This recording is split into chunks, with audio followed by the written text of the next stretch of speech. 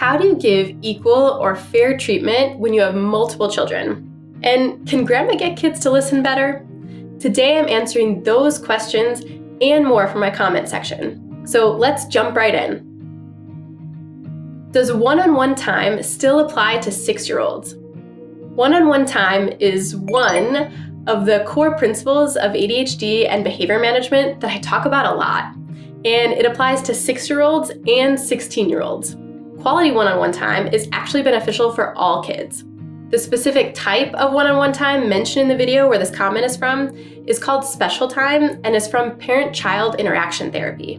PCIT is a therapy for kids ages 2 to 6 and is used in modified form for kids 7 to 12. You can check out my videos on PCIT for exactly what to do during Special Time. And now that I'm saying it, I'll link all the videos where these comments are from in the description below. Does the 10-second pause work with 11-year-olds? This comment's from a video on getting kids to listen better without yelling. This idea can work with older kids too. However, for older kids like 8-ish and older, I say follow grandma's rule.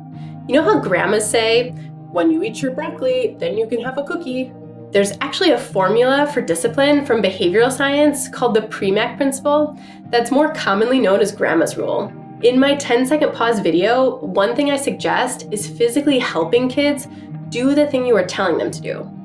With older kids though, I may instead approach keeping the boundary with something like, when you do X, the thing you want them to do, then you can do Y, the thing they'd rather do.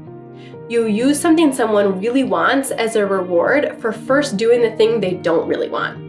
By the way, nowadays, using grandma's rule is not the greatest strategy for helping picky eaters, so check out my anxiety RTC video for more on that.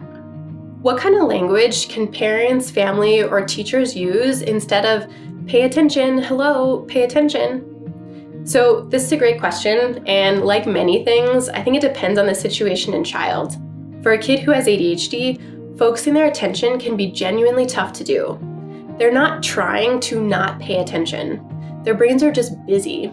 So making direct eye contact for kids who are comfortable with that, and using some kind of physical touch, if it's appropriate for the relationship and setting, can help better grab their attention. Like putting your hand on their shoulder during an instruction, or in the classroom, instead of saying something to the entire class, the teacher can give a direct one-to-one instruction to make it easier for them. Like, next, please write your name. Also, directions that are a little more specific with a reminder of the actual task work best, like eyes on me, or please write the next sentence, or put your coat on the hook. So instead of pay attention, which is harder for them to understand, just tell them exactly what to do. How do you give equal and fair treatment when you have multiple children and one of them has ADHD? Before I jump into that, go ahead and tap that like button if you're finding this helpful so far. I really appreciate it, and it helps spread it to more families who may find it helpful too. And if you have any questions about child ADHD, leave them in the comments below and I'll try to answer them in a future video. So how do you give equal and fair treatment when you have multiple children and one of them has ADHD? You don't want to teach the other children that the ADHD child can get away with not listening or that it's okay when they interrupt. So you don't give equal treatment. When you have multiple kids, everything is not going to be equal, and that's okay. Give yourself some grace and stop striving for that. Instead of unequal treatment, I like to think of it as different treatment. And this can be because of many things like age, personality, ability, and ADHD. For kids with ADHD, certain things are genuinely harder, so we have to consider this in our parenting. They're not doing these things on purpose. It's okay for the rules in your house to apply to all your kids, like wait your turn to talk, but remember that sometimes kids with ADHD are going to need extra support to be successful with the rules, like extra practice with what to do instead or visual reminders. Depending on your kid's age, this is something you can talk with them about too, like sometimes it's really hard for him to wait his turn to talk. We're trying to help him with that by having him write down his ideas when others are talking.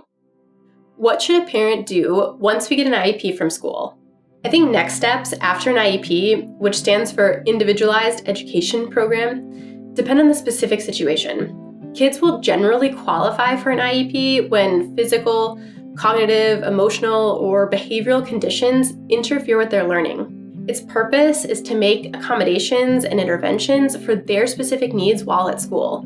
An IEP can vary greatly from child to child depending on their specific challenges. So I would first recommend parents clarify their questions and the goals of the IEP with the school so everyone can be on the same page and work together.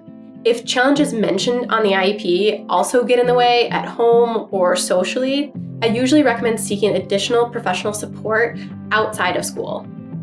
So now you know more about equal treatment at home and what to do after an IEP, but there's so much more to learn about the kind of support kids with ADHD really need.